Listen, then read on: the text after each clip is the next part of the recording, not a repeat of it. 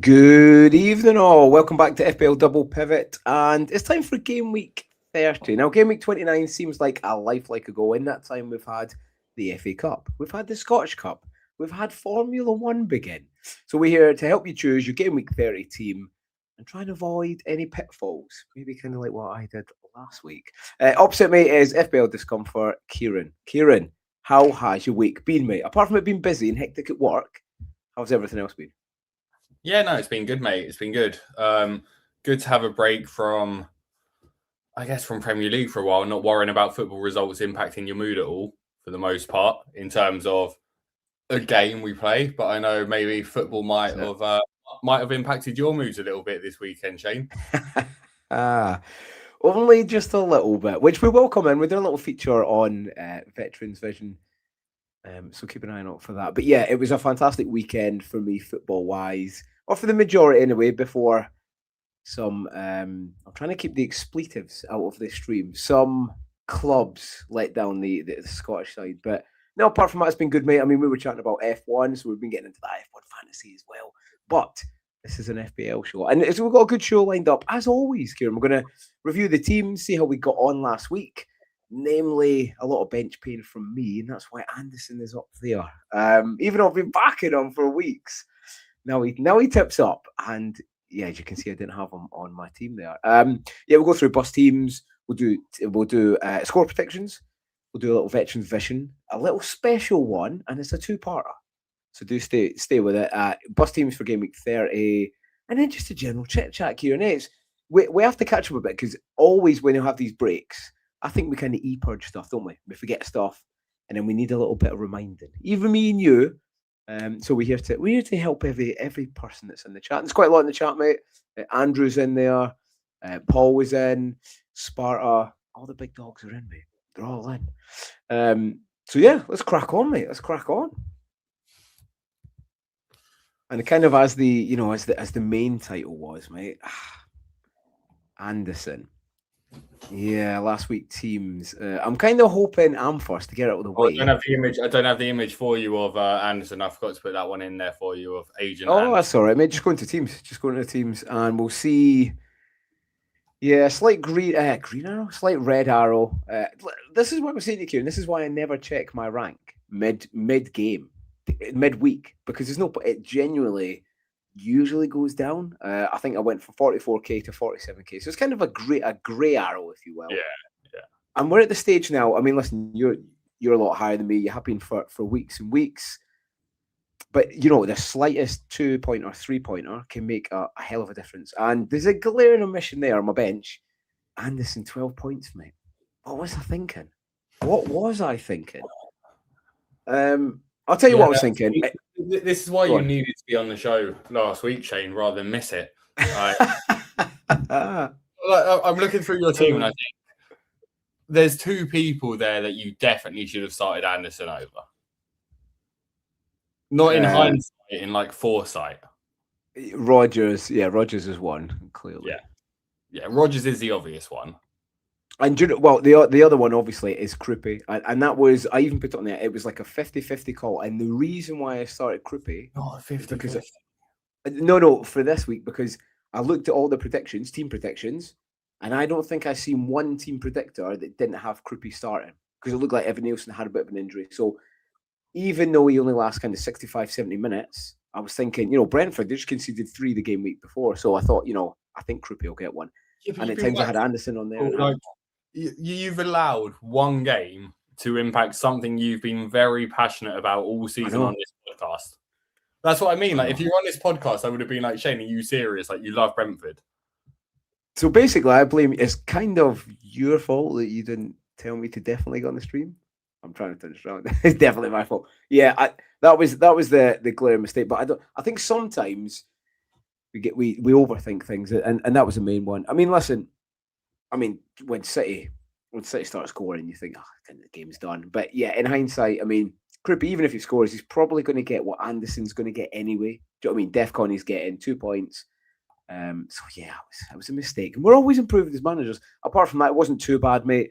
I did like a good score. Like, I had to double check that it was a red arrow for you, mate, because like you said, it's a grey arrow. Like, it's a decent score. Yeah, and I think, do you know what, the big thing that a lot of people got, so I went up in one of my leagues. A lot of people, dead teams or people who don't change much casuals, they had Pedro, obviously scored a hat trick, and that kind of helped them out a bit. But yeah, it was frustrating because I did look, and that's the thing about that, some of the FPL apps you can get now, you can go in there and you can put what if. And if I did have Anderson, well, if I played him, I would have been up to like 30k. But hey, 11 points, not in the world, just kind of halfway into the world. But yeah, apart from that, mate, it wasn't too bad. And what saved me a little bit, even though it was a kind of a grey arrow, Semenyo captain, more than happy with that. The Haaland cappers, there's a lot of content creators and there's a lot of just general people. We were slow to catch up, and until about 2 weeks ago, in terms of captaincy, Haaland's just not cutting it, mate. He's just not cutting it. He's not. He's not putting his value any good. Let's put it that way. And people are starting to turn elsewhere. Do you know what? The only save. The thing I want us to go back to is like before I took Haaland out of my team, one of the things I said, and it was at a time, right, where there were no striker options, right? And I think that was kind of the problem, that people were going, oh, there's no one else I'd get. And the biggest argument I had for taking Haaland out is if you take Haaland out, you can't captain him. And I think the problem is when people have Haaland in their team, they default to captaining him. So agreed. Yeah, so I think that was one of the arguments. Obviously, it's a massive rank killer if he sort of goes and gets double-digit score, etc. But yeah, he's not done it for a while, is he? Well, City are playing slightly differently, it seems. Like Semenyo playing second striker, like you said, great captaincy choice in Semenyo this week. Yeah, so it wasn't too bad. It wasn't all bad things. And Timber, a lot of people, swap Timber to Van Dijk, trying to trace those points. And even though I did get Van Dijk in, probably because it was a little bit of risk at my rank, so I did get him in for the fixtures. Didn't surprise me that Liverpool conceded again. They're a bomb scare at the back, and how Van Dijk's got like 30 points in the last 2 game weeks, I'll never know. But yeah, Timber was good, and the eye test doesn't lie, Kieran. Every time I've seen Timber play, he's in the box, or he's getting a little half chance, or he's crossing the ball to Gyökeres, who I don't like. You're a little bit softer on him. And I think if they had a better striker, he would get more returns, or he would get them more frequently. And yeah, he came up trumps at the weekend, so it was good. Kind of saved the transfer. Overall, it wasn't too bad. People could say about bench boost, mate, but listen, in that week, I'm not going to play bench boost in that week. It would have been good though, but yeah, it wasn't too bad. Anyway, they've all come for your team, Kieran. Let's see your team. You held me off from going on a rant about Arsenal there, but. I'll come later. But it wasn't bad. It was basically a grey arrow. So I'll kind of for you though, Shane. Trivia question. Oh, I like this. Let's go. Which team scored the most open play goals in 2026 in the Prem? Arsenal. Yeah, correct. Oh, shock! And you know how Hersler was really outspoken about Arsenal, like the amount of time that was played. Yeah. Do you know one of the teams that has spent longer in a game with the ball out of play? Probably Brighton, I imagine. Yeah. Also Tottenham, also Chelsea. You know the ones that are most vocal about it? Yeah, I did. We'll kind of come on at the fixtures after your team, but yeah, I think he was talking about it. He was deflecting, is what he was doing, Kieran. And I would like to deflect from my red arrow to your team. But this is what doesn't make sense, right? Like 4 points difference between us, Shane, which is nothing. I benched Rodgers, but got him off the bench for Wilson, which was, always a bit of a risk. Obviously, the transfer last week was bringing in DCL for Obi. So a dead player bringing in DCL. Look, I like having DCL for the next 2 fixtures. Shame we didn't get anything, but I quite like having him. Yeah. The best thing about having him is if I didn't, I thought Van der Ven was a better option than Chalobah this week, as you can see from my bench order. So in reality, Calvert-Lewin's 2 points is actually worth 3 points to my team this week. And you take that, right? And the rest of the team, I said it last week, Shane, that I was tempted to captain Tarkowski because we all thought it was going to be 2-0. And I was like, Tarkowski, bullet header, maybe DEFCON. Well, I said and DEFCON, so he let me down there. But he's finally done it. A 15-pointer from Tarkowski, a double Everton clean sheet, the first time in forever. Absolute haul from those boys. Means Virgil's 1 point meant absolutely nothing, and I got to just laugh at that game. Rogers blanking, Rice blanking, Bruno captain, highest scoring player, so you take it. Semenyo and then strikers did nothing. So yeah, a bit of a nothing game week, but it was the double Everton defence that got me a slight green arrow from 9k to 8k. So the climb is back, slow and steady, and I think that's the important part. Similar to you though, like João Pedro's absolutely smashed it in his last few games. Chelsea have smashed it in their last few games. I might be mistaken in thinking this, but I think Chelsea have also played Burnley, Leeds, and Wolves in their last few games. Yes, they have. Leeds, 2-2. They drew with Leeds, Yeah. So, part of it's the opposition. Did really well against Villa. Really, really well against Villa. They did. That Villa team did just lose, but that Villa team did just lose 2-0 to Wolves, right? I know. We keep, I think, especially me, I kind of seen Rodgers' names in the lights. And Chelsea defensively been poor, so I thought, it's going to be a bit of time and space. But no, I mean, you done well like Everton. You stuck with them after your wild card and stuff for the last few weeks. So kudos to you for doing that, mate. And Tarkowski owners, to be fair, there's been a few times where he's had a header knocked off the line. So yeah, whoever held, I've done really, really well. I also said on last week's pod with Craig that he's not the target man anymore from set pieces. It's the other ones. So thankfully, I was wrong instantaneously. You don't mind if you're wrong there, especially with a 15-pointer. The Semenyo over Bruno, I captained Semenyo, and we were chatting before. We were chatting on X the other day. I still think they need to tweak the bonus points. I think it isn't right sometimes that a player seems to do more, but they get less bonus. The problem is if you do more, right? And this is where I get part of your argument, right? But it's a percentile thing, right? So if you do more, you're more likely to have more mistakes, right? So if you are a midfielder who runs into the box and takes a shot, but you're a defensive midfielder and you shoot off target, that's a big chance missed, right? Yeah. And that's now if they score the goal, it's different, but they then can't get rid of the rest of their duties as a player, right?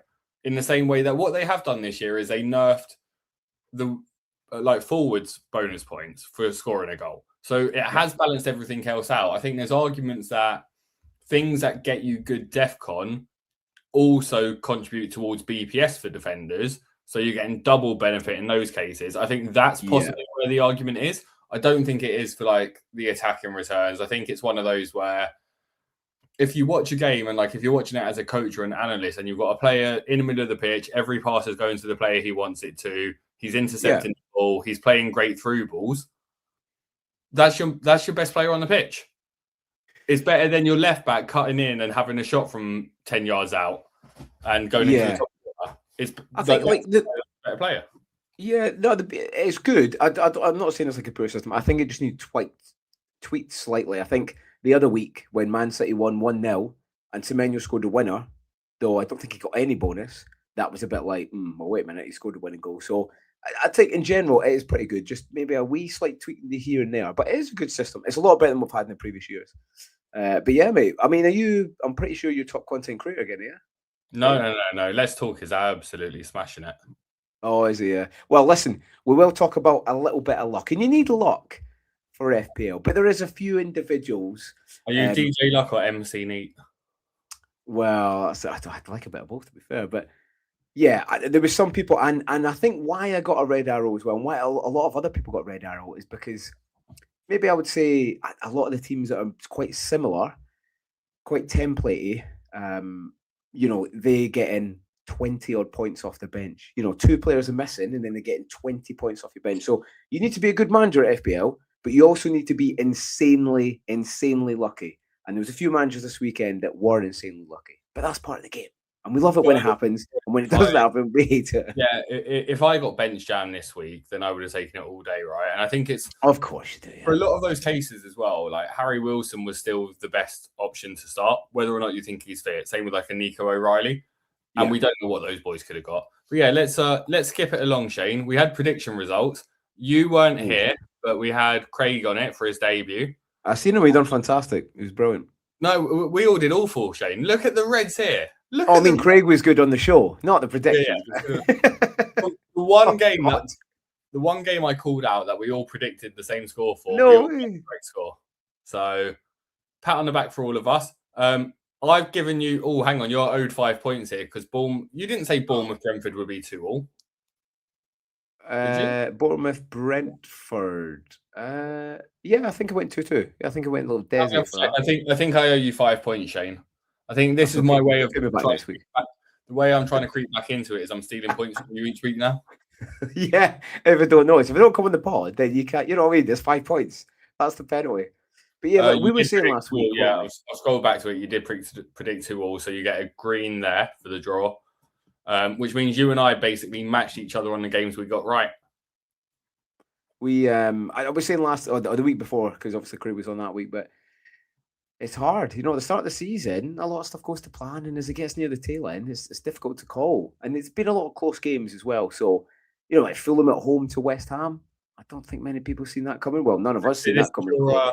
This is your 30 seconds in, Shane, to pick the games you want to chat about and tell me your thoughts on them. Oh, well, again, it was a little bit of lifeline ago, but I think the main one really is the Man City game, to be honest. Man City, they're just not closing games out, and we've been saying it for weeks. They don't have that De Bruyne. They don't have, all right, they've got Silva, but they don't have that Mahrez to come in and score those important goals and kind of really get into or break down those low defenses. So that was a big shock. That was a huge shock. I mean, one in which you were happy with, I can imagine, Kieran. Do you know what? He's trying not to be as sorry. Get it. You caught me vaping on show. I wouldn't say I was unhappy by it, but I wouldn't say I was happy either, right? And it's my view at this stage of the season is that no one else's results matter. The team just needs to get a result by any means necessary. That's what Arsenal needs to be doing. Like, if City drop points, cool. Like, has as much been said about City drawing 2-2 with Forest as was said about Arsenal drawing with Wolves, who went on to beat Liverpool? No, there's nowhere near as much being said. But again, I find myself in WhatsApp groups having to defend my team for being top of the Premier League and almost justify their position there, which 100%.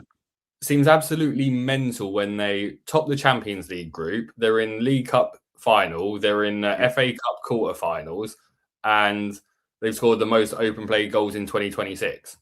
And I'm having to justify get that. I'm having to justify that it's not a disaster if they win the Premier League and it won't be the worst season ever. Despite the fact that there are 6 English teams in the Champions League knockouts, which would seem to suggest that it's the strongest the league's ever been if we have 6 teams in the knockout stages of the Champions League. See this whole asterisk thing, mate. All I'll bring them back is to the results this weekend, namely the City. At home, you can't beat a relegation-threatened Forest, and you want to talk about an asterisk season. Like, get out. Same with Liverpool. I mean, I predicted 1-1. It was fairly close. City complained again about like every 50-50's gone against us this year. I'm sorry, like 2 months ago, Rodri complained about referees reffing against them, and then they got every decision for 2 months. That's what they do, though. And that's what they do. And then the refs are a little bit, especially the bigger teams, they kind of lay off a little bit much. But namely, like, you know, I mean, like a Wolves. I mean, I did a bit of draw in there, and even a draw, people have been like, but to lose an asterisk season, no, Arsenal just a better team. We've been saying it for months. I've been saying it for months as well, Kieran. They're the team playing like champions. It doesn't matter if you get an own goal. It's the amount, you know what I mean? They're putting so much pressure on the penalty box that then they're forcing these mistakes and they're happening. So Arsenal are doing well. And arguably, when City were set up for the quadruple, maybe Arsenal were set up even better, mate. But yeah, it was right to come onto that Wolves to Liverpool. Again, it feels like ages ago, but Liverpool, and that's why I put 1-1. Because like the fight in them, I know they got a few injuries and stuff, but it doesn't seem like they have to fight in Liverpool. Do you know what I mean? And all right, okay, Salah scored, but you know, losing 2-1 to Wolves. Good job, Wolves. So go on, Wolves. I'm a bit gutted they're a little bit too far behind to catch up. That would have been even better. But like I said it before that game. do you think? I said it in a WhatsApp group chat, and then I've seen people post it after the game as well. But before the game, Yeah, I posed the question of if Wolves escape relegation, is it a bigger achievement than Leicester winning the Premier League? I'd say it's on par for the amount of points that they had. Like, because it's absolutely mental, and it's never happened before, and it will never happen again. Like, I'm not saying Good point. Is it as good a team? No, look, like this is completely different. Winning the Premier League, avoiding relegation, but in terms of accomplishment, when nobody thinks it's possible, when if you went to the bookies, you're probably sitting there now going, "Can I still get a bet on it?" And do you know what? That's what people were doing the season Leicester won the Premier League. People were going, "Oh, my mate put a quid in it at 1,000 to 1," and like, "Oh, I'm not going to do it now because they're like 16 to 1 and it's not worth it anymore. Oh, I'm not going to do it now because they're 2 to 1. I'm not going to do it now because shit, they've won the Premier League." Too late. And it feels like you're right.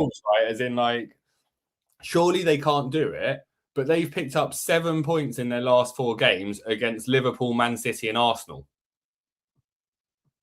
That's mental. So well, man. And I think it comes into, I think those teams wrong. Definitely Liverpool and Arsenal were in there. Maybe it was Chelsea, the other one. I think, but I think it was, but these small, all right, I wouldn't say small teams, they're still big teams, but these teams near the bottom or at the bottom, I've got so much say in who wins the league as well. Do you know what I mean? Liverpool, Villa, and Arsenal, and they picked up 7 points. So it's exciting. Do you know what I mean? It's good that we've got, at the bottom of the table, and now, especially with Forest getting dragged back in and West Ham, and namely, we've not spoke about it, but Spurs. I genuinely thought, do you know what? Nah, Spurs, they'll grind out a few wins. Mate, I don't know if they've got the fight to stay up. Genuinely, someone like West Ham and Forest, they've got a bit of fight. Spurs, man, it's bad. And you got a manager who's been brought in part-time, well, not part-time, but temporarily. If they didn't listen to Thomas Frank, they're not going to listen to this guy who's there for 4 months, are they? So, a Spurs fan, I would be worried. Although the good thing is, you have the best stadium in the Championship. So, the thing is, right? They've got a Tudor in at the moment. I'm sure there's a Stuart out there that can be their next. They can finally get to the 21st century if they keep working. I mean, imagine that. Would that be the icing on the cake for you, Kieran? Arsenal win the league, and Spurs get relegated. There's that is the peak. You know, there's an ongoing joke about St Totteringham's Day, like the day when it's impossible for Spurs to finish above Arsenal, right? Yeah. That happened on the 1st of March. Like, it was the earliest time it's ever happened.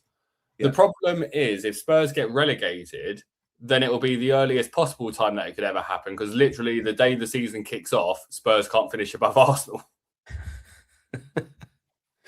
Yeah, I think like, it'll be a good FA Cup game when we play them, but it's pointless them going down because they will come straight back up. They would, knowing Spurs, they would end up setting the new record for the most amount of goals and most points in the Championship, and that would be a badge of honor that they wear with pride for the next 10 years. Put like a little Championship thing instead of like a star over their crest, something like that. They've won the Championship. Anyway, let's here's the points for it. Anyway, add another 5 points onto your Shane, so you're on 831. I'm on 775, so the gap remains exactly the same. It's closer. It was 100 points at some point. We're getting there. It was. Do you have any players you like this week, Shane? I haven't asked you to prepare, but any players on your mind for this game week? Always prepared. I think from now on, and I said this maybe 2-3 game weeks ago, and I just played 3 up top. That I need to always play 5 in mid. It cost me 11 points.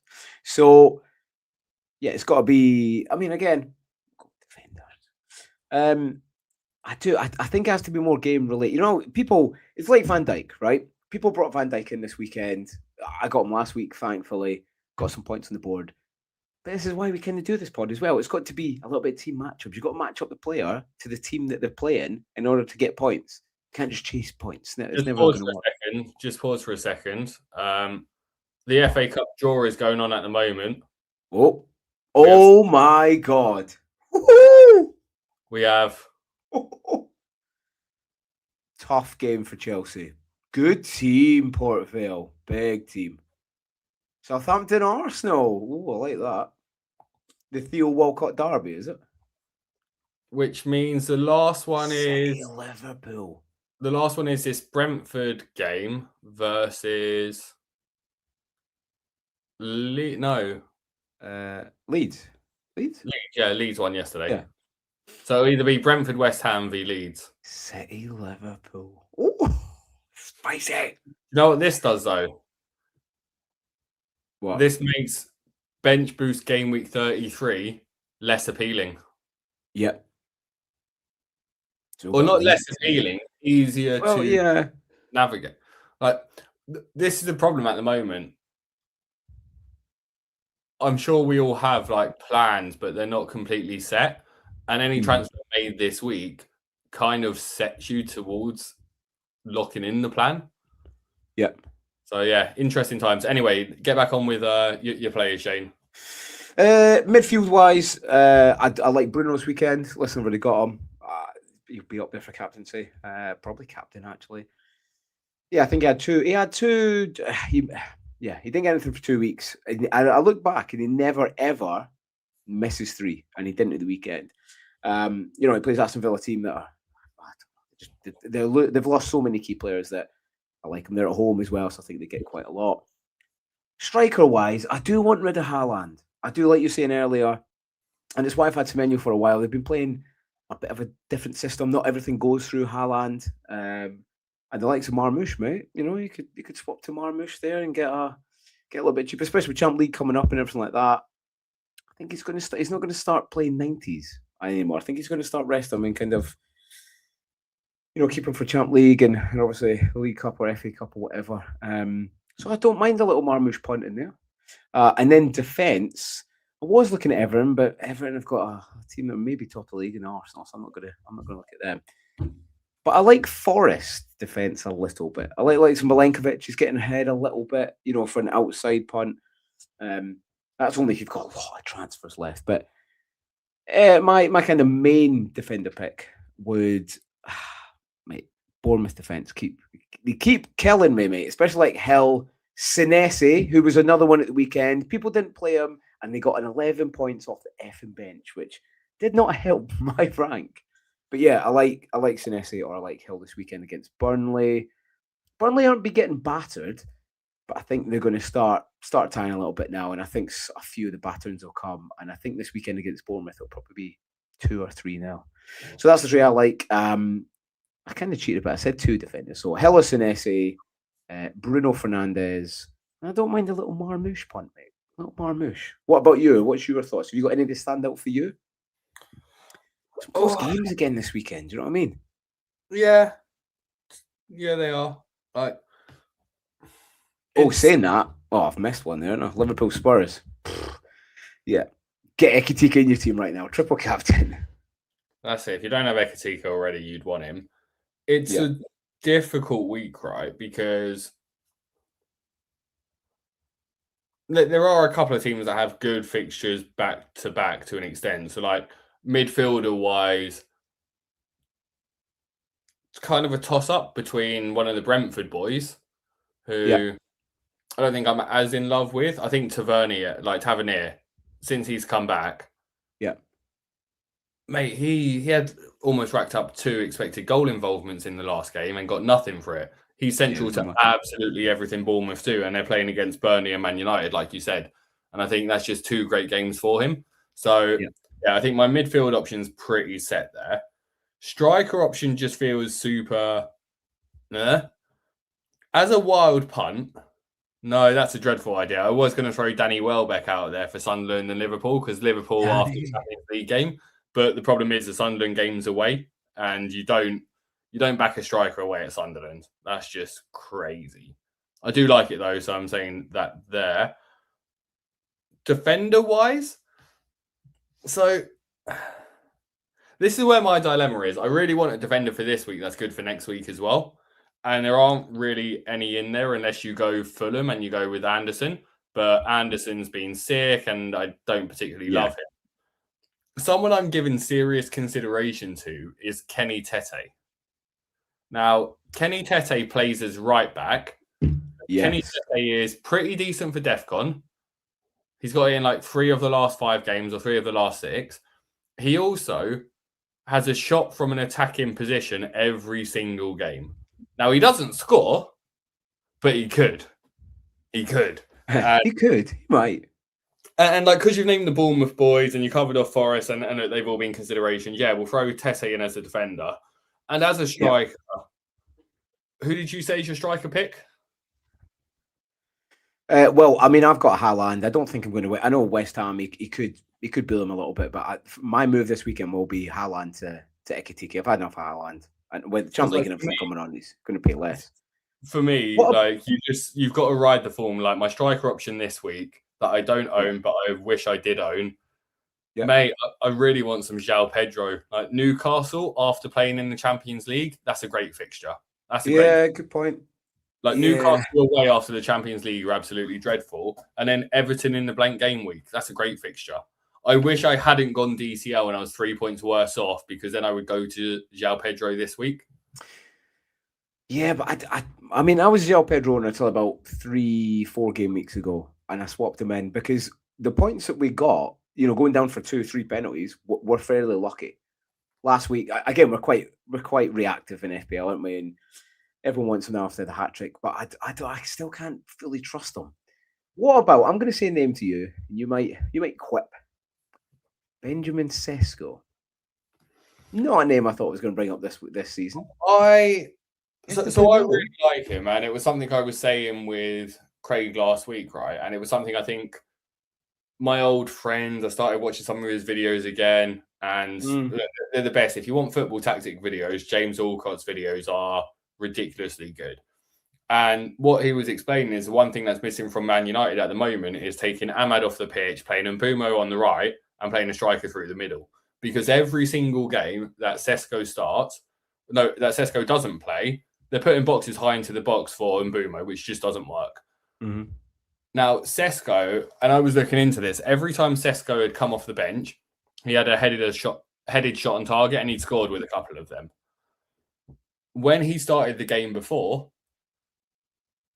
I had a little couple of pounds here and there and betting him to have 1 shot on target, 2 headed shots on target, 3 headed shots on target, and score a headed goal.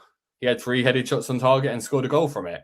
And it's because that's the way Man United play, with like the 2 wingers in Cunha and Mbumo going wide, but also having the overlapping fullbacks to put the ball into the box for a striker that's unreal in the air. So I think he's a great player. The problem is, and he scored 5 goals in like 270 minutes this season. The problem is, I don't trust the manager to start him every game. Yeah, it's fair one. Yeah, I don't. Yeah, he's horses for courses, isn't he? I think he is. I think he wants to. I think he's just trying to build. Obviously, you got Mbuemo in there and Cunha. It's a little bit of rotation there, but I think near the end of the season they will be starting as the striker all the time, or the majority of the time anyway. But yeah, it's in the meantime. Moving along, Shane. Because we've gone through our players, we could talk about loads. The challenge is we've just got to see what the Champions League does as well, right? Before even looking at players. Brentford players are still a consideration. They're playing tonight, so yeah, they are. Don't make early transfers anyway. That's what we're saying. You ready, Shane? I'm ready. Play along in the chat. Let's do it. Okay, so last week, did you watch last week's back and see Craig got the 10-point answer? I know. I seen him. Yeah. So yeah, he's absolutely smashed that. I won't be that good. So it's a hard act to follow. And look, his question was the biggest XG underperformers. Slightly lazy this week. I want this season's biggest XG underperformers. So last week was the overperformers. This week is the underperformers. Yeah. So which players should have scored more goals than they have? Got the top 10 answers. Yeah. And there are 5 tension points here today. I'm going to go... it's one guess, isn't it? You can think your answers out loud before you say your guess. Well, it's not going to be like someone like Roger that because he's been taking shots from about 30 yards. It's like one of our players at the weekend. He took a shot. He's a good player, but he took a shot from about 40 yards. I was like, it's never going in. It's not had a lot. I mean, even though Haaland hasn't been doing, I think he'll be up there. I don't think it'd be like a good answer, but I think he'll still be up there. Obviously, we want to talk more strikers, more attacking midfielders, like the likes of Bruno. It's going to be him. More attacking. I think like Thiago, something like that, because he's had quite a few blanks. But really, his performance and the positions he's been in and the chances he had hasn't warranted the blanks. So I only get one guess, so I don't know. I'm going to go Thiago. I think, yeah, that popped up first. I'm going to go Thiago. Thiago. Good if we got a midfield answer as well. We'll chuck that down for you. Thiago, do we have any chat guesses in the chat this week, or is it just you by yourself? I think it's me free rolling, mate. Do you know what I mean? Because that's the best answer, probably. No, we've got no Geddy or Colm today to throw in their answers. True, probably having dinner, mate. Probably having dinner. I was thinking more midfield. I mean, who would you think? Well, I know the answers. Yeah, who would you think before that? Before, obviously, you know the answer. But... was there anyone that came straight to your mind that, like, obviously before you know the answer now? Yeah. One person came straight to my mind, and I own him in my FPL team.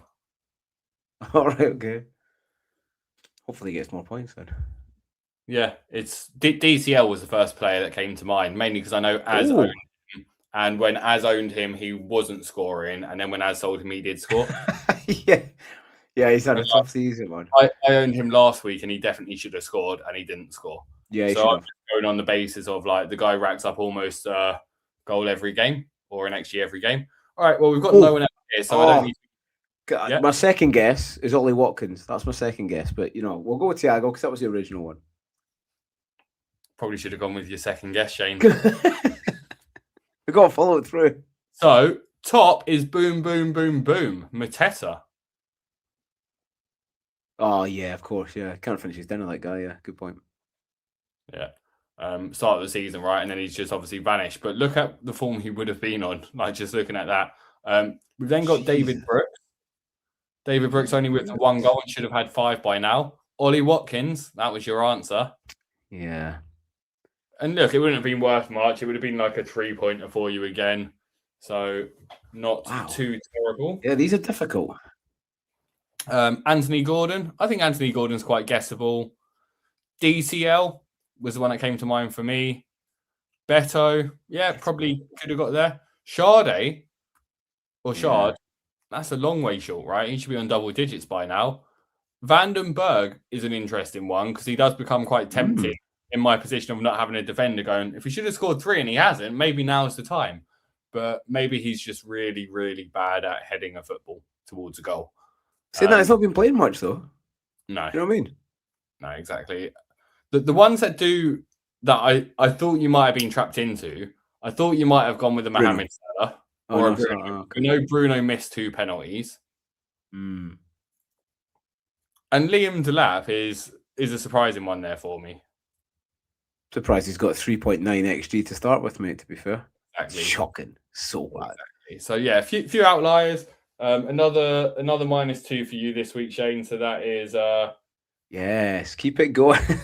-4 in 3 questions, and you've only taken part in 2 of them. So it's a wrong answer. Going well. You could literally just be saying Pele for every answer. And I get the same points. I might do that next week. If you said, I'm not playing this week, you'd be doing better. But that's not fun. That's not want to do that. Do you know what I mean? Well, do you know what is fun? Me giving you the stage, Shane, for you to... And look, there's one agreement that I made here that I allowed Shane to do, right? And that agreement is he's allowed to have his moment now to speak as much as he wants, as long as he continues the topic on a round ball and no other shaped balls right now. And stop with them. I didn't even think about that, yeah. But yeah, it's time for Veterans Vision. But we don't just talk about FPL, we talk about football in general. Now, this weekend, as Kieran was quite aptly put on there, it was fantastic. The big game, the biggest game of the weekend was Saturday night, 7:30, under the lights, East End Park. where we took on the current Scottish Cup champions, Aberdeen. Tough game. Good team, Aberdeen. Not for the Pars. A 3-0 battering. And let me tell you, it could have been even more. There would have been no complaints if it was 4 or 5-0. Apart from the first 10 minutes, where they did dominate us and they looked aggressive and they looked dangerous.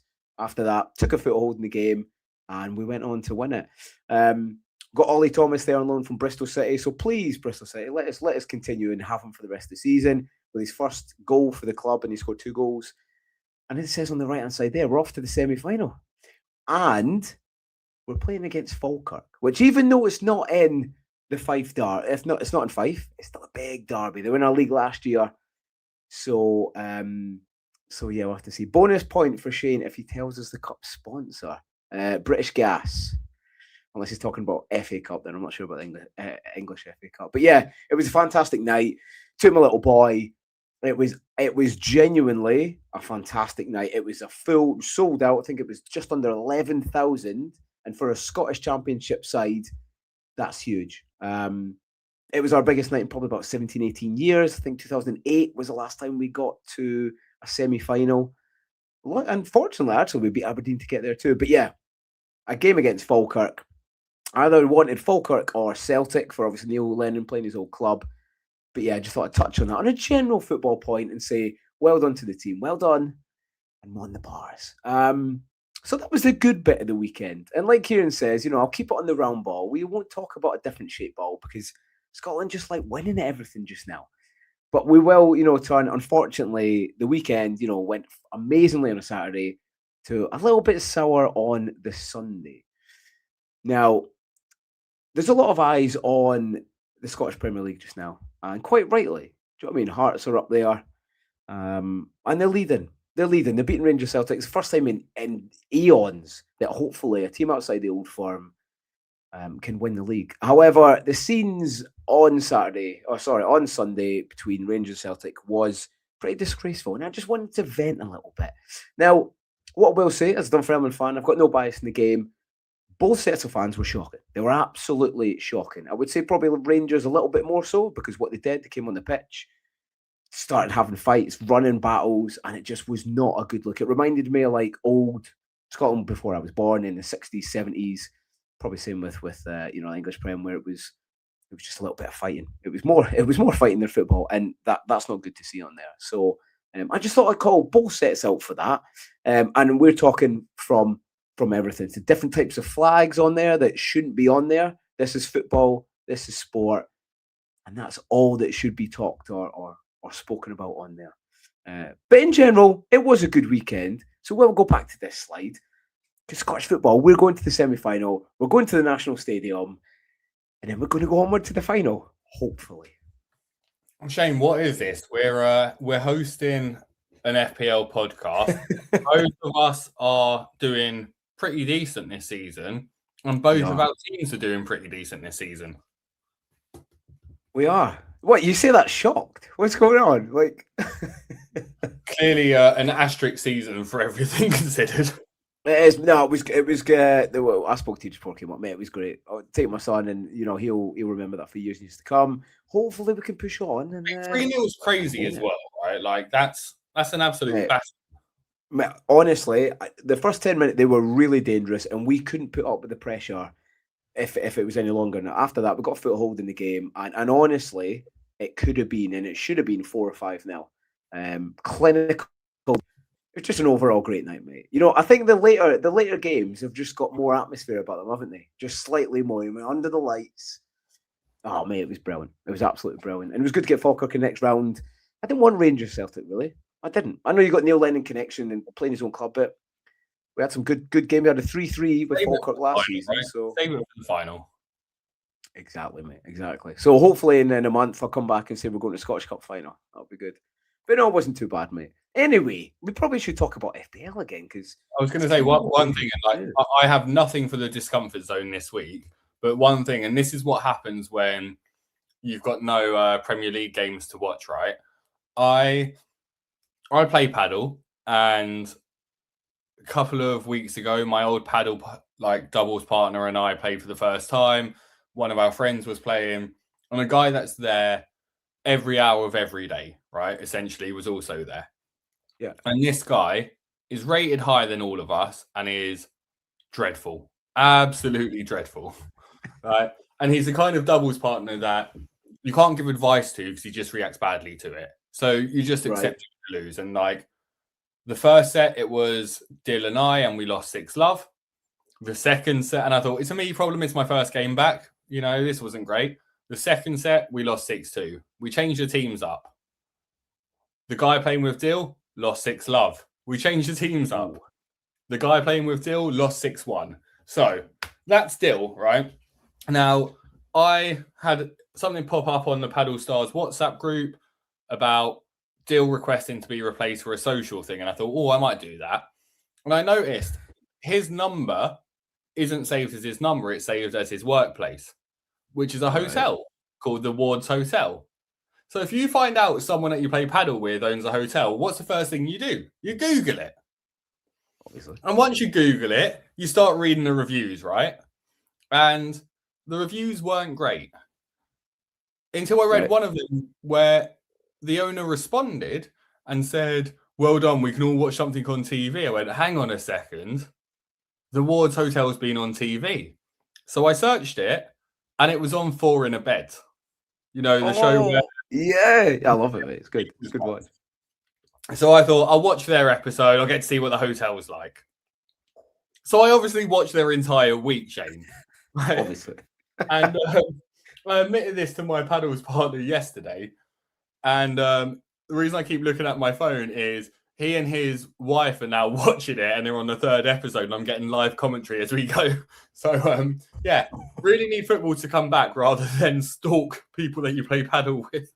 That's what happens when we don't have FPL to go on with. That's how far it falls. Colm, good to see you, mate. He's back on. He's always here, mate. The legend's here. And he said the Shane v Stevie derby. It is Stevie or Lama, you know him. Colm wouldn't have watched it earlier. So, Colm, at any moment now, we want you to take your guess for the tension question, which was the players who have got the biggest XG underperformance this season. So, see if you can get an answer that's see if you can beat me. Shane's this week. If you just don't answer. Yeah, if you say Pele, you get the same score as Shane this week. So it wasn't Pele. That's what I said. Cool. Let's move forward. Predictions. Again, we've skipped this forward where we both send our predictions in. The reality is this week, Shane, I think our predictions today could differ quite a lot by the deadline, but tough luck. We've had to go with it nice and early. And I typed mine in before then typing your ones in, or before you sent yours over to me. And I think it's the easiest way, right? Then there's no influence for either of us. So like we did a couple of weeks ago, talk through some of your predictions. Any you think that are a little bit outlandish, we can have a little bit of a chat there, but we've already got them filled out. So we save a lot of time here. And anyone watching, feel free to chuck your predictions in, any of your bold shouts. Yeah, like you said, I don't know, I was looking through them again. I was like, oh, that's a bit of a tough game. It's hard to call. And like you said, it's the start of the week. It's Monday. So the scores will change. But sometimes the original score that you put, you overthink things. You overthink scores. I think the pick of them is, for me, is probably like someone like Chelsea 2-2. A little Desi on there. Even though Newcastle Champ League, just Chelsea conceding too many goals for me. Liverpool Tottenham as well. I think... Listen, Tottenham put up as good a fight as they can, but I think this is a game in which Liverpool absolutely dominate, and I think it's an absolute battering. I've not gone for any kind of outlandish ones or many upsets, which worries me a bit because there's always a few upsets at the weekend. I think the one that could maybe be is keep coming back to like West Ham City, mate, but I don't know. I think it'd be tough for them. I can just see them just shading it, but it wouldn't surprise me if that was a 1-1 draw. Elsewhere, mate, I mean, you tell me about your predictions. You tell me if you've got any big upsets. I couldn't see any this weekend, mate, which there probably will be one that we miss. I don't think I've gone upsets per se. I think what I've gone with is Newcastle. Same scores, you know? A lot of the same, yeah. But like we're different Chelsea Newcastle, and it's because I think Newcastle was so bad after playing in midweek that I think they'll just struggle. But Chelsea do have a difficult midweek game as well against PSG. I think Crystal Palace struggled after midweek, so we've gone the opposite way around there. Yeah. I think Villa struggled after midweek, so we both got Man United. So, like, if I were to say 3 teams that I definitely think win this week, it'd be Chelsea, Leeds, and Man United. Oh, really? Leeds. I just think Palace are bad after midweek. Yeah, but they've got quite an easy fixture, no? Leeds isn't an easy fixture. No. Sorry, midweek pass. They had an easy fixture last time out, and they lost it, or they drew it in like Hungary or wherever it was. Yeah, And let's not forget, like, Munoz was injured. It looks like he's trained today, but he was injured. Oh, is he? Yeah. Yeah, he's back. I'm just looking down the line, mate. We've got Sunderland the same score. Well, Arsenal 1 off, but then we've got Nottingham Forest the same, Liverpool the same, and Brentford. So 4 out of 10, we've got the same score protection. So we're either in tune or we're both shit. We'll find out the weekend. Well, if we go back to our results from last week, then the ones that we've all got the same, we definitely people want to back. So out of these, mate, what do you think could be, the one that's a potential upset? That even though we've not put down as the upset, what's the one game that stands out for you? So the thing is, we've got to define what is an upset. So, like, there isn't really an upset in Burnley v Bournemouth, right? If Burnley win, it wouldn't be an upset. No, I think Sunderland v Brighton, if Brighton win, it wouldn't be an upset. Arsenal v Everton, if Everton won, that would be an upset. Yes. Chelsea v Newcastle, you couldn't call either of them winning being an upset with their proximity in the league. West Ham beating City would be an upset. Yeah, or even drawing. Even drawing would be a huge upset. Yeah. But what I'm saying is, like, we've got Spurs against Liverpool, West Ham against City, and Everton against Arsenal as the 3 what could be an upset. Because Wolves beating Brentford after Wolves beating Villa, Liverpool, and drawing with Arsenal, that wouldn't be an upset. Yeah, you're probably looking at, like you say, more title chasers. I think the biggest one for me that stands out would be West Ham City. If that was 1-1, that wouldn't overly surprise me. I just don't see Arsenal. Although I've got 1-0, you've got 2-0. Arsenal have enough. They've been doing enough all season, mate. And I know it'll be tough against Everton, but they'll have enough, mate. That's the only one that I see really is an upset, is a West Ham draw, mate. The rest, I don't. The Tottenham game, it could be a cricket score, mate, to be fair. But apart from that, again, close games. And again, it's going to shape who's going to win the league, mate. So, you just keep on trucking, get little 1-0, 2-0 wins, mate. You're getting closer to it every second. I do think Man United will score at least 3 against Villa, though. They could do. Colm was here for it, so he can't cheat. So good, honourable man there. He mentioned, you see the Brazil teams, Cruzeiro and Atletico Mineiro, they're massive all after the game. I think they had like 23 reds. The thing is, someone sent a screenshot of that into a WhatsApp group that I'm in. So I played into it going, that just looks like a perfectly normal Arsenal corner to me. Oh, I love it. Yeah, I don't think anything like my biggest disappointment is if we were live, I would have put a 2-2 in there somewhere. Oh, that's what I was thinking with little Desi, little Chelsea, Newcastle. They're both midweek. They'll both be tired. Both be openings. Yeah. Right. The important thing, mate. Game week 30 teams. Have you made any transfers yet? No, it'd be mental for me to make a transfer right now. Like, particularly when I'm looking at a defensive one, Champions League games. No, I'm waiting till Friday morning. Same, mate. And I've been doing that the majority of the season, mate. On my team. I either go early because I know what I want to do, or I literally leave it to the last minute. Because I heard someone saying, does anyone make their transfer? I think it was actually Craig saying it last week. Does anyone actually make their transfer with 5 minutes to go? Like, yeah, several times. Like, I literally called him and you when I was deciding if I was going to bring Kai Havertz in for Haaland. And that was like 10 minutes before. Like, I either do it because I'm like, yes, this is the move I'm doing and I don't want anyone to talk me out of it, or I'll leave it till the last possible minute. Or as close to, because if I know I'm going to be out and about, then I might just do it the night before. If I know I might be drinking and out and about, then I'll do it before I go out drinking, and then I will close the FPL app so that I'm not tempted to make a drunk transfer. I listen to Fantasy Football Scout, the team reveal, and then I'll think about it on that. If it's a Saturday deadline, have a look at the teams. I'll do my Le Bon predictions, and then from that, I'll do my transfers. But I'll have generally like 1 or 2 transfers in this weekend. Team front to back, I've gone Petrovic, still double up in Arsenal with Timber and Gabriel. Happy with that. Home against Everton. I don't see them. I think a little 1-0, 2-0 win. Virgil van Dijk at home to Tottenham. Tottenham cannot stop crosses or corners. So it wouldn't surprise me if he scored again this weekend. Collins is in there just now because he did play last game, which is a bit frustrating because he was on my bench. So I think he's back in the team, but we'll have to see. Then we've got Semenyo, the GOAT that is Elliot Anderson, Bruno Fernandes, Declan Rice. And right now I've got Haaland and Thiago. Haaland is going to turn into Ekitike. I'm just waiting out in case, any midweek injuries and stuff like that. So he's gone there. And I'm not really too bothered. I mean, he could go off against West Ham, but the way they've been playing, and especially with Semenyo there, I'm fairly covered. On the bench is Kelleher, Rodgers, Krupi, and Mukiele. I've got 2 free transfers, so I could take Rodgers out and replace him with someone else. Probably a little bit punty, and I'm not sure yet who I'm going to go for. But then who would you bench?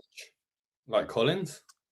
What, this weekend? Yeah, because I'm not sure if Collins is going to play at home to Wilson. The way I'd look at it, like this week, I think you'd want Krupi on your bench before Rodgers in case that happens.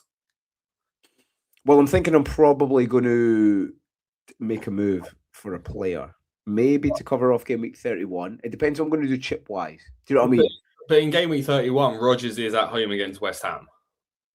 Yeah, but even West Ham have improved a bit. All right. Villa are shocking, man. This is the one thing that I think people may have forgotten, right? Go on. And I'm not going to say it will happen, but how many points did Rodgers get against Man United last time he played early in the season? 13. I did look at that. I think it was 15. I think it was 15. Was it 15? Yeah, I did. And that's probably why he got a stay of execution this week. Because he had a good record against Leicester. How many points did he get when he played against West Ham earlier in the season? 12? 13? 15. 15. Yeah, they were back-to-back games, weren't they? Yeah, so... And what's he about to do? Hit a 20-pointer. He's about to play Man United and West Ham in back-to-back games again, right? And in the blank game week in 31 where you could use them, yeah. And he's the most sold player this game week. What do all these things tell you? A guy who got 15 points last time he played these 2 players is now the most transferred out. What can we just see that tweet being on Sunday? Well, look what happened to Timber the other week. I kept them, and you know what I mean. People kind of point chase. I need to find a way to start Rodgers in my team. Actually, I think it, and that's. I looked back at the record, and that's why he got a stay of execution. So I kind of have to follow it through, and that'll be good to carry out a transfer forward. But yeah, for me, I'm 90% sure that it'll be Haaland Ekitike. The reason I don't have Kelleher and goal, I know I've got Wolves, but Wolves have been playing well, and I don't want the Brentford double up for obvious reasons. I prefer Petrovic has got one. So again, I prefer Petrovic. Yeah, especially the way Wolves are playing. But apart from that, mate, not really. I'm just waiting for obviously wild card and then a little bit of bench boost, mate. But set up well. What do you think? A lot of home fixtures, which is good, especially that back line. Naughty. Yeah, I think you were aligned for this game week. Captaincy, actually. Didn't talk about captaincy. It's between Bruno and Ekitike. I'm probably going to go Bruno, I think, mate. I think he gets midfielder. You got a back. Yeah, I think he maybe even gets a pin, mate. But yeah, not bad setup. What about yourself? Nice. So, see, my issue is, I've got Pickford in goal against Arsenal. Fine, it is what it is, right? Just is what it is. Yeah. I then got Gabriel, Virgil, and Chalobah. Now, I don't particularly want Chalobah to be playing against Newcastle, but my other options are Tarkowski or a Van de Ven. Sorry. The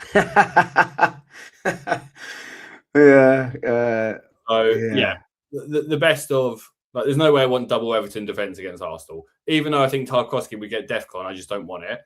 Semenyo, Rice, Wilson, Bruno, happy with that. DCL, Ekitike, Thiago, happy with that.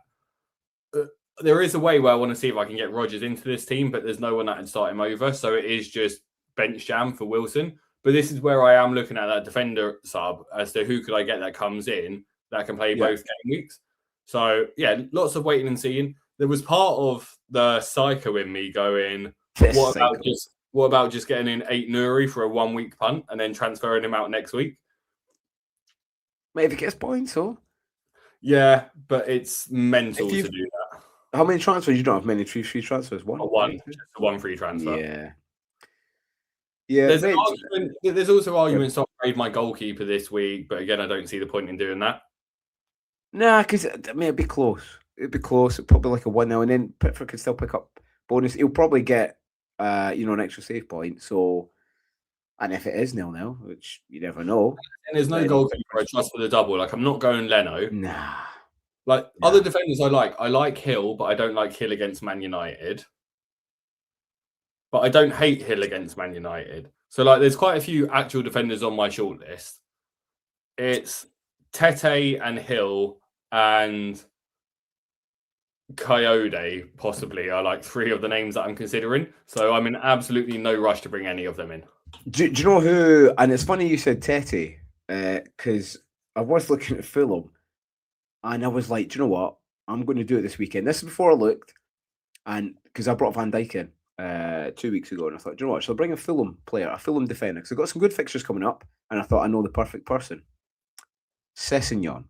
But then when I looked for him, he's obviously changed to midfielder, and I was like, damn, because he would have been great. But that made me consider Anthony Robinson for a little bit, and I'm like, he just doesn't play enough. Yeah, Tete plays every game, so it's just one of those where like Tete makes sense. So it'd be Tete for Tarkowski would be my move, because Everton play Chelsea the following week.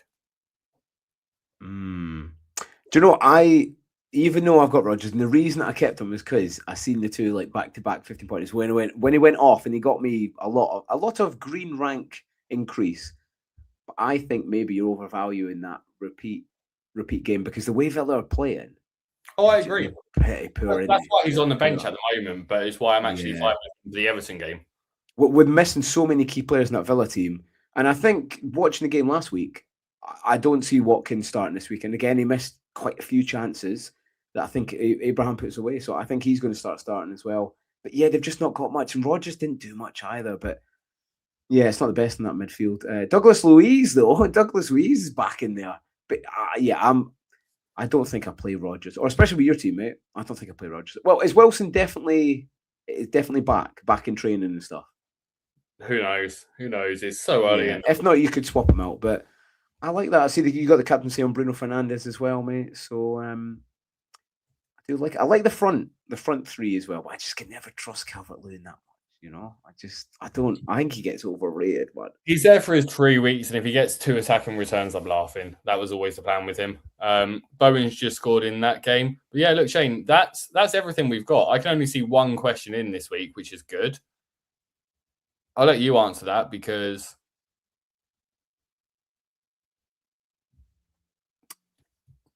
would you do Haaland and Rodgers to Salah and Yel Pedro for a -4?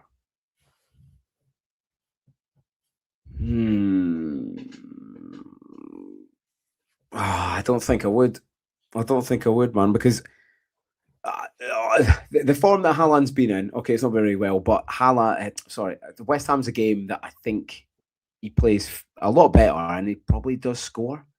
I'm saying that taking him out, I'm going to swap him for Ekitike, but I think he probably scores. And then to do it for a -4, if it's for free, I'll probably do it. But a -4 puts a lot of pressure on that. Same with Salah. All right, he scored 1 goal, but Liverpool are playing rubbish just now, so I wouldn't do it for a -4, man. I do it for free transfers. Would you do it? Not for Salah. So I'm kind of agreeing, not necessarily for Verts either, because he's just come back from injury. Like, again, so much could happen in the Champions League games. Like, everyone's got a tough fixture this week in terms of it. It wouldn't surprise me to see injuries picked up in these Champions League games and in the UEFA League as well. So, yeah, I kind of said last week I don't like Palmer or Salah, and people were just looking at them because they've got the money. Both of them then got attacking returns in their respective games, as per usual. So, cursed it. Yeah. So I'm not going to say no, I wouldn't do it. Just say that I'm not against -4s because it worked out for me as well. Cool. We do have one more question here from Onions. Looking Frimpong over VVD, is that crazy? My argument for no, that's not crazy, is Frimpong wins a penalty against Brighton that Salah scores. Not this game week, but in game week 31. It's just written in the stars. Because Salah only seems to be scoring if it's a penalty or a one-on-one when there's no one near him. Frimpong, he's now overlapping, giving more width and making those penetrating runs into the box and also whipping the ball in. So I do like him. We have one more question as well from Andrew Barson. Start Rice or Wilson?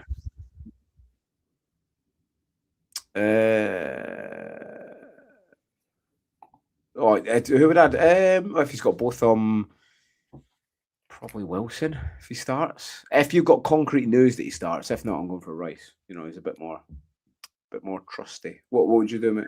Oh, you've got both actually. You've got both. Yeah, there's a risk that Wilson would come off the bench if he doesn't start, whereas Rice will definitely start.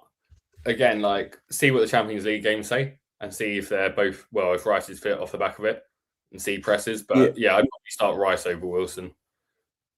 Yeah, and just to go back on that question from Onions, from Pong over VVD, like you're saying, it's not crazy, but Spurs just can't.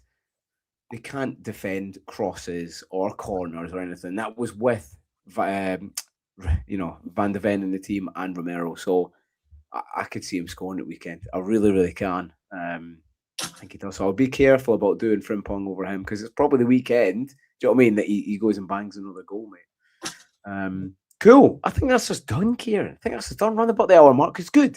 We're keeping to it to a nice close little hour, mate.